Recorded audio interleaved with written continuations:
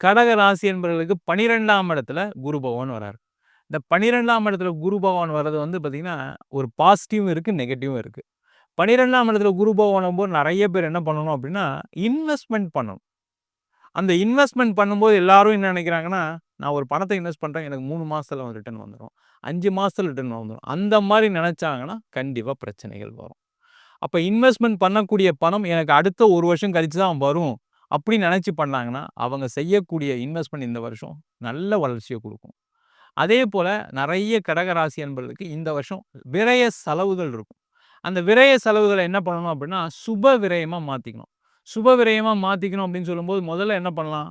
யாரெல்லாம் கடக ராசி இருக்கீங்களோ, அவங்கலாம் ஏதாவது ஒரு வீடு வாங்குறதுக்கான வழிய பார்க்கலாம். ஒரு இடம் வாங்குறதுக்கான வழிய பார்க்கலாம். நெறைய பேர் சொல்லுவாங்க, "எங்களுக்கு பணமே இல்ல, வேலையே இல்ல. நாங்க எப்படி வீடு வாங்குறது, செய்யறது?" அப்ப என்ன பண்ணலாம்?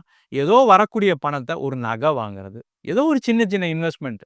சின்ன லெவல்ல, பெருசாலாம் ஒண்ணும் இல்ல. அத பண்ணாங்கன்னா, உடல்நிலை பாதிப்புகள் வராது. இந்த கடக ராசியில இருக்கக்கூடியவர்களுக்கு, யாருக்காவது நீண்ட காலமா ஏதாவது ஒரு பிரச்சனை இருக்கு, நோய் இருக்கு, ஒரு பிபி இருக்கு, சுகர் இருக்குன்னா, அவங்கலாம் கொஞ்சம் ஹெல்த்ல கேர்ஃபுல்லா இருக்கணும்.